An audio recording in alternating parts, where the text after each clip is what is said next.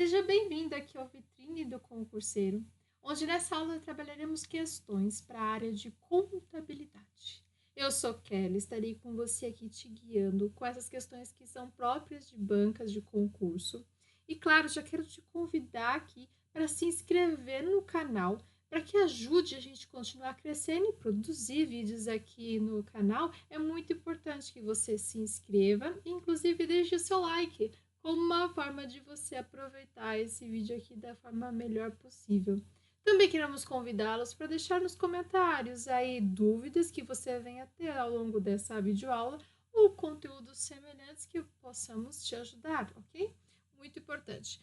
Recadinhos já dados aqui, vamos partir para as nossas questões. Contabilidade aqui, vamos olhar para as nossas questões, são 10 questões que trabalharemos hoje.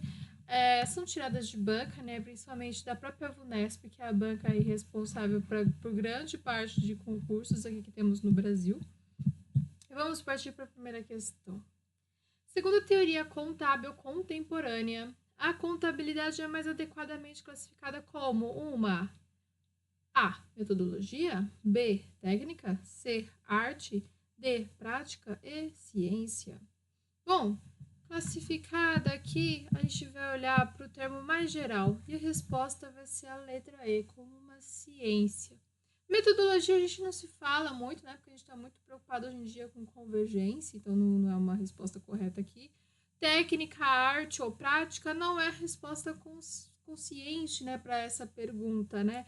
Então, o que mais se enquadra aqui é a ciência. Por quê? Porque aqui a gente está vendo a contabilidade, estudando, né, praticando o quê? A orientação, controle e até mesmo o registro de atos e fatos. Como a gente estuda mais na teoria, na nossa primeira aula, a gente fala que não é qualquer ato e qualquer fato que a gente sai registrando, né? A gente perde-se muito tempo se for registrar tudo. Inclusive que se não tiver valor aí suficiente, né, que realmente importa aqui para nós, tá bom? Então, ficamos aqui com essa questão 1 já resolvida, super tranquilo, para que a gente tire nosso bicho de 7 cabeças aqui da frente, né, achando que toda questão é um absurdo. Vamos para a segunda questão. A contabilidade é conceituada como a ciência social que tem por objeto o estudo, o patrimônio das entidades, veja só. Neste compreendido o conjunto de A. Bens e direitos. B. Bens, direitos e obrigações.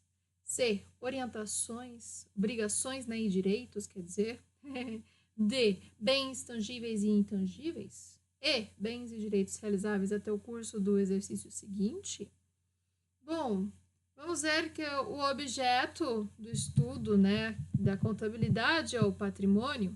E aqui ele está querendo saber o que é esse patrimônio, o que compreende o patrimônio da contabilidade, meus amigos.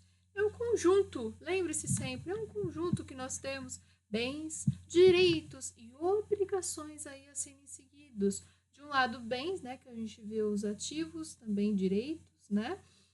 E do outro lado, as obrigações, geralmente o passivo. E ainda temos também a questão das obrigações com os sócios, né? Com patrimônio líquido lá também que a gente consegue observar.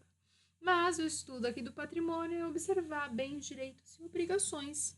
Somente isso, tranquilinha essa questão. Partimos para a nossa terceira. A contabilidade tem por objeto o registro dos eventos que afetam o patrimônio. B. O sistema de contas. C. A divulgação de informações úteis aos usuários. D. A entidades contábeis em geral. Ou E. O patrimônio aqui das entidades. Olha, essa questão é parecidíssima com a segunda questão, né? A questão anterior. Veja só como ele pergunta de uma outra forma, né? O mesmo tema.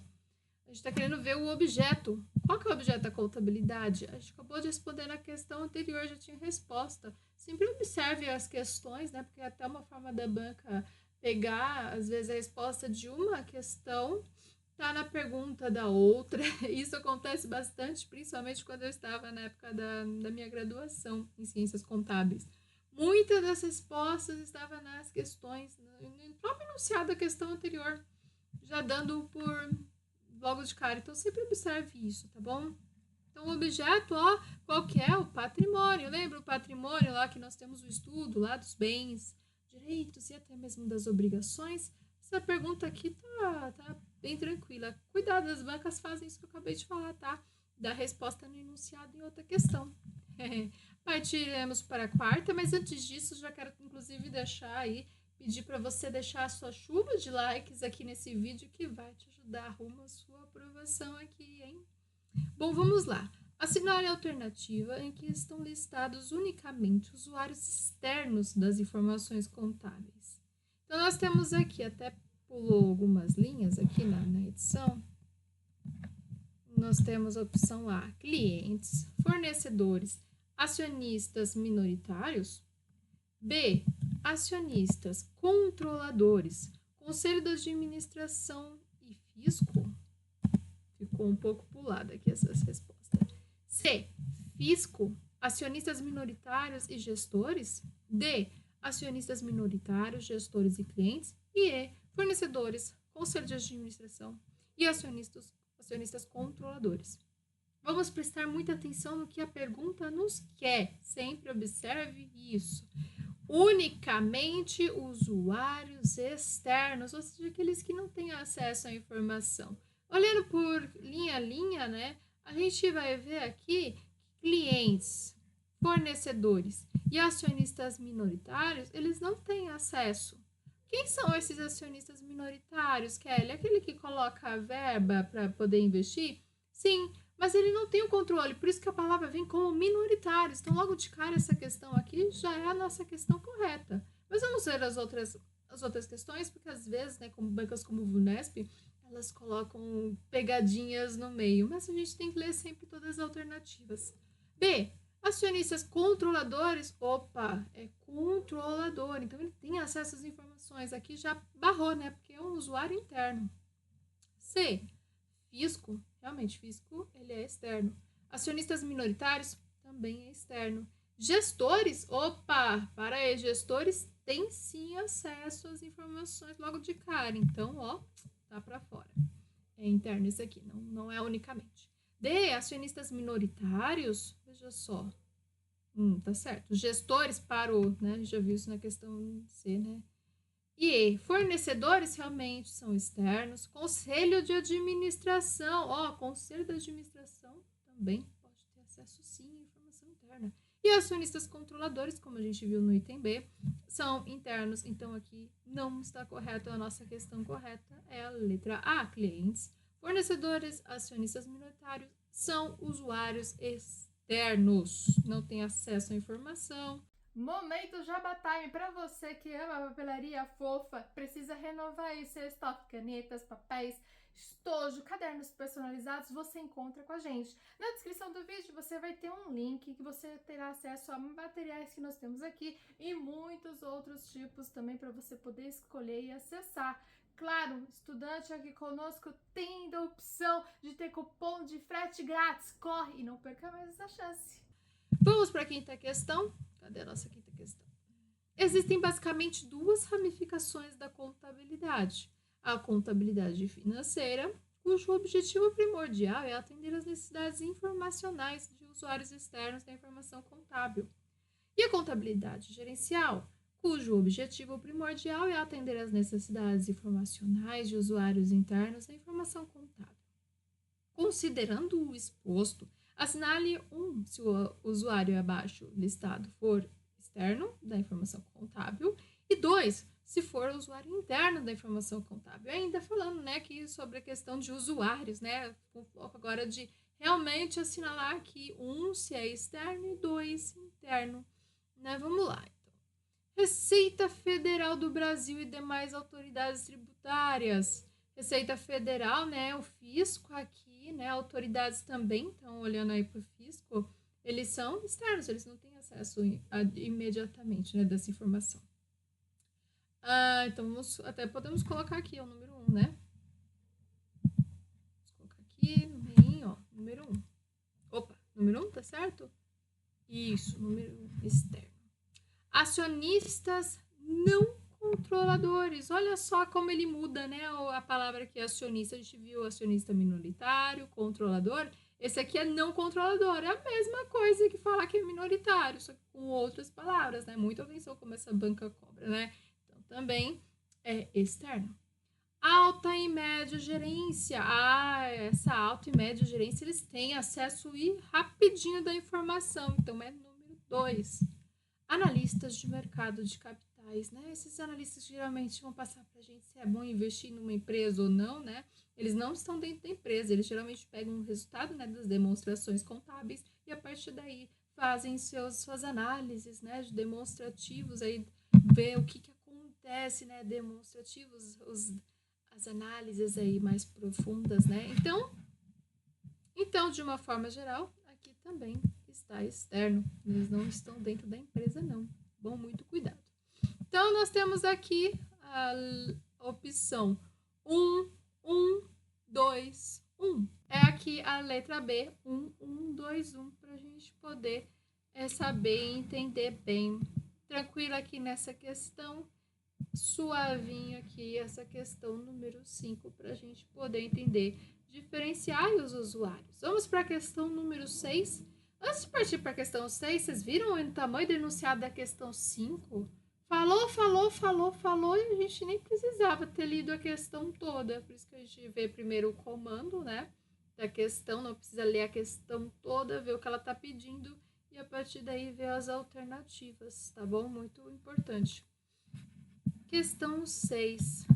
De acordo com o pronunciamento técnico CPC 00, revisão 2, a estrutura conceitual para relatórios financeiros, os investidores, credores, por empréstimos, né, e outros credores existentes e potenciais, são os principais usuários aos que destinam os relatórios financeiros para fins gerais. Uma vez que muitos deles, vamos lá, ver as opções de resposta. A.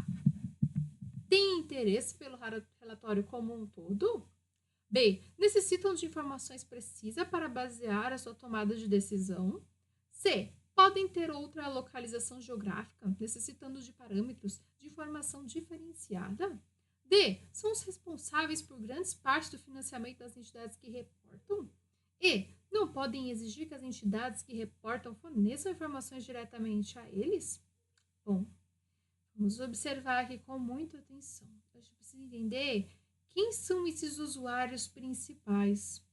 Eles jamais podem exigir que as entidades aí reportem diretamente, né? Forneçam informações diretamente. Então, é a questão número E aí, porque os próprios relatórios financeiros aqui para fins gerais são feitos para esses usuários, né? Usuários principais. Quem são esses usuários principais aqui? Nada mais, nada menos que os usuários externos. Eles não têm acesso às informações. Tá? É uma outra forma de você falar de usuários, aqui no caso, que são externos. Tudo bem? Muito tranquilo até aqui? Essa foi a questão 6. Vamos para a questão 7. A contabilidade tem, em sua essência, basicamente duas funções, veja só. Aí ela quer saber a alternativa A, função administrativa, que ajuda no controle do patrimônio, e função monetária, realiza a apuração do lucro ou prejuízo do exercício. B, função preventiva, ajuda na proteção do patrimônio, e função econômica, realiza a apuração do déficit ou prejuízo do fluxo de caixa.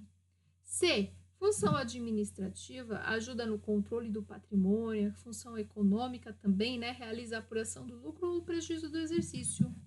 D, função preventiva, ajuda na proteção do patrimônio, com função econômica, que realiza a apuração dos ganhos e perdas e seu impacto no orçamento do exercício. E E, função administrativa, ajuda no controle do patrimônio, função cambial, realiza a apuração do câmbio e a variação monetária. Duas questões aqui com a resposta bem iguais, né? A B, a D e a C e a E. Bom, mas vamos para o que realmente interessa aqui. Quais são as reais funções, né? São duas, tá? Não vai ter nenhuma outra função além dessas duas que eu vou citar aqui como resposta. Primeiro que é a função administrativa, que tem o objetivo de controlar o patrimônio, ou seja, ver quanto de mercadoria ali vai ter em estoque, qual que vai ser o pagamento de tributo que eu tenho que ter esse mês, qual que é o valor do pagamento de salários, né, que eu preciso pagar, e o que eu tenho de montante lá no meu banco, na minha caixa, né, disponível lá. Essa é uma função administrativa. Depois, a segunda função que aparece na nossa doutrina contábil é a função econômica, que ela vai apurar o lucro ou o prejuízo, que a gente chama de rédito, tá certo mesmo esse nome, tá? Ou resultado aí do exercício. Como eu disse, não tem outra. Então, a letra questão aqui correta é a letra C, função administrativa no controle do patrimônio e função econômica na apuração do lucro ou prejuízo do exercício. Muito tranquilinho aqui essa questão. Claro que a gente precisa ter uma atenção, né? Porque tem outras opções que são bem parecidas, mas a gente fica tranquilo. Tá gostando desse vídeo? Já deixa a chuva aqui de likes para ajudar aqui a nossa colaboração de mais vídeos para vocês. Vamos para a questão 8. O residual nos ativos da entidade após a redução de todos os seus passivos é chamado de A. Despesas, B. Ativo, C. Passivo, D. Receitas e patrimônio líquido. Bom, se eu pegar e vender todos os bens, mais direitos, que são os ativos, né? Bens e direitos são ativos, e depois quitar todas aquelas minhas obrigações que eu tenho aberto, né? Que vou pegar todos os passivos, vai me sobrar quem? O patrimônio líquido. Olha só que legal. Ele é a riqueza líquida do sócio. Então, a participação residual nada é que pegar o ativo menos o passivo que vai me dar o resultado. Esse resultado é quem? Patrimônio líquido. A gente vai ver, inclusive, nas próximas aulas, a equação básica e fundamental da contabilidade. Já se acostume aí. Ativo menos passivo é igual ao patrimônio líquido. Nona questão. Entre os princípios da contabilidade está o da entidade. Qual das definições se aproxima mais dele? O patrimônio dos sócios e da entidade são exatamente os mesmos? A B. A residência do dono da empresa e a sede da empresa sempre devem compor o ativo da entidade? C. Existe uma separação entre o patrimônio da entidade e dos sócios? D. Os veículos dos funcionários que estacionam ali na sede da entidade pertencem necessariamente à entidade? Ou E. Não existe uma separação entre o patrimônio da entidade e dos sócios? Princípio da entidade, a gente quer ver a definição e aquela que é mais próxima do que realmente existe, né?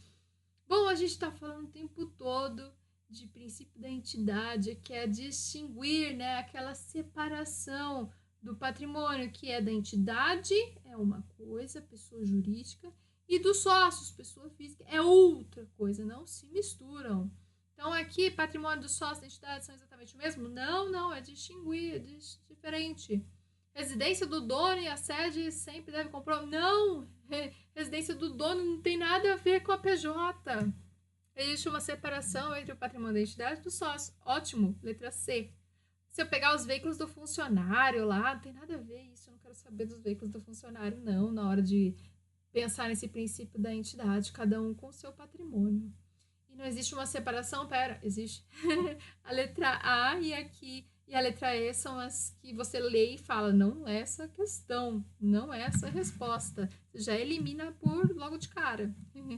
E por fim, a nossa 10ª questão de hoje. Leia o trecho abaixo e complete a lacuna. O princípio da tchananã, que eu quero saber, diz que o objeto da contabilidade é o patrimônio. Olha só.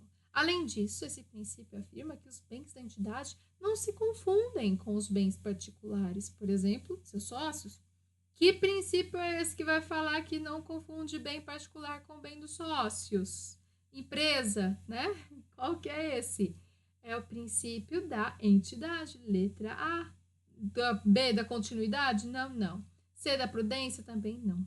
D, nenhuma das alternativas? Também não é o caso.